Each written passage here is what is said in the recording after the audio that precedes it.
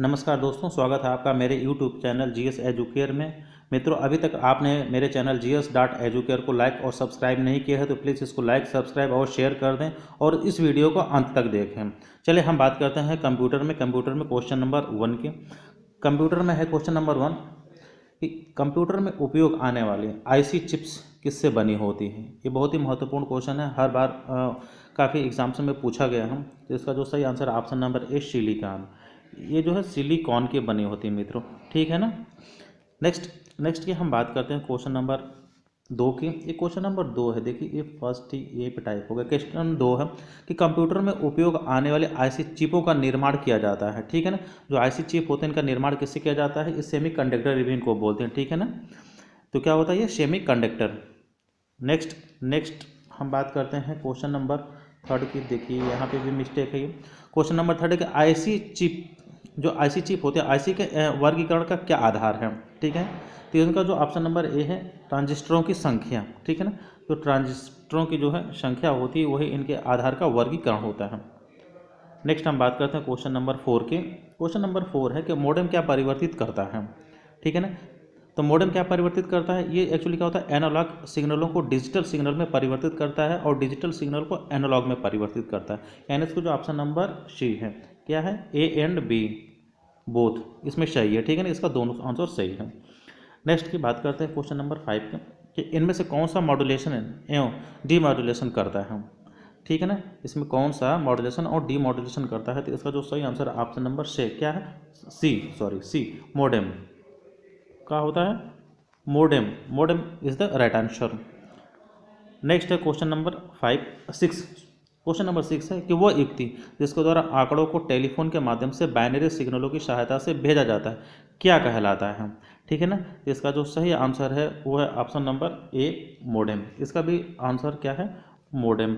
Modem क्या करता है, मॉडेम जो है टेलीफोन कनेक्टिविटी को क्या करता है, सिग्नलों की सहायता से किस में भेजता है, ठीक है ना। इनका जो ये जो आंकड़े होते हैं, आंकड़े को टेलीफोन के माध्यम से बाइनरी सिग्नलों की सहायता से भेजता है, ठीक है ना। कौन भेजता है, मॉडेम भेजता है। क्वेश्चन नंबर 7 है। क्वेश्चन नंबर 7 है कि मॉडेम एक हार्डवेयर युक्ति है, ठीक है ना, को किससे जोड़ती है, ठीक है ना, किससे जोड़ती है। इसका जो सही आंसर है वो टेलीफोन लाइन और कंप्यूटर। होता क्या है कि जो टेलीफोन होता है, जैसे जो इंटरनेट होता है हमारे कनेक्शन, वो टेलीफोन में होता है, ठीक है ना। तो ये जो मॉडेम होता है टेलीफोन की इंटरनेट वाले वायर से जोड़ के और हम कंप्यूटर से जोड़ देते हैं। ये मीडिएटर का काम करता है, क्या करता है, ये दोनों को कनेक्ट करने के डिवाइस हैं, ठीक है ना, टेलीफोन और कंप्यूटर को। नेक्स्ट की बात करते हैं क्वेश्चन नंबर 8 है कि इनमें से कौन सी एक कनेक्टिव डिवाइस नहीं है, ठीक है ना।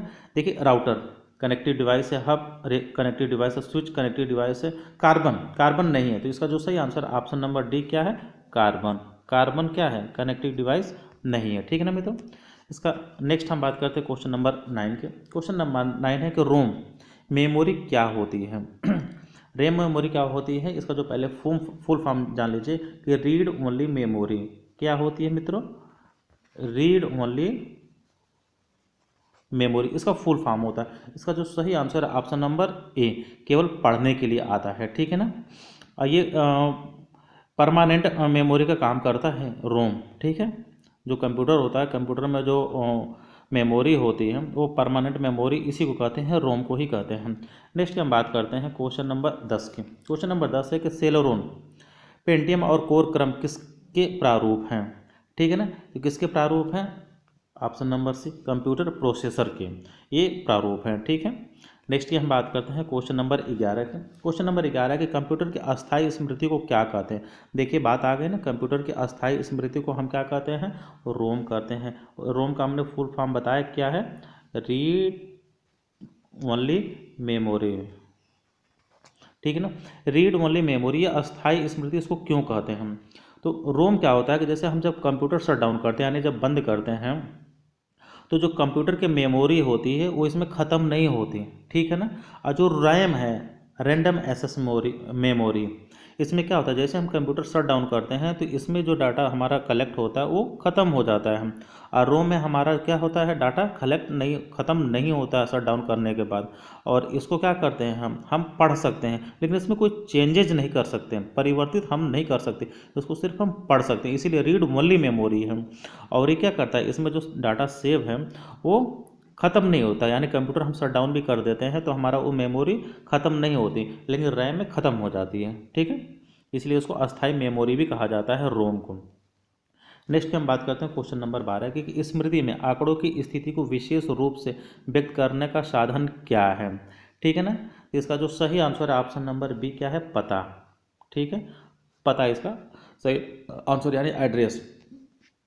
क्वेश्चन नंबर 13 की बात करते हैं। क्वेश्चन नंबर 13 का CD रोम का पूर्ण रूप क्या है, यानी CD रोम का फुल फॉर्म क्या है, कहने का सेंस ये है। तो इसका जो सही आंसर है option number compact disc read only memory. ठीक है ना,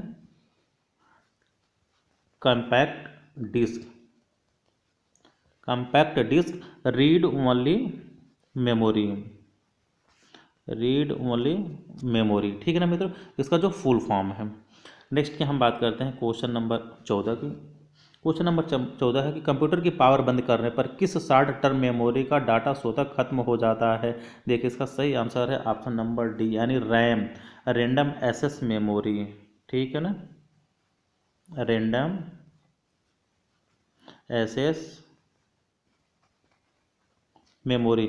इसका डाटा क्या होता है, जैसे हम कंप्यूटर शट डाउन करते हैं इसमें जो भी डाटा संग्रहित है वहाँ पे सेव है, वो क्या होगा, डिलीट हो जाएगा। लेकिन जो रोम है, रोम ROM रीड ओनली मेमोरी, इसमें से जो मेमोरी होती है वो ख़त्म नहीं होती, इसमें से डिलीट नहीं होती।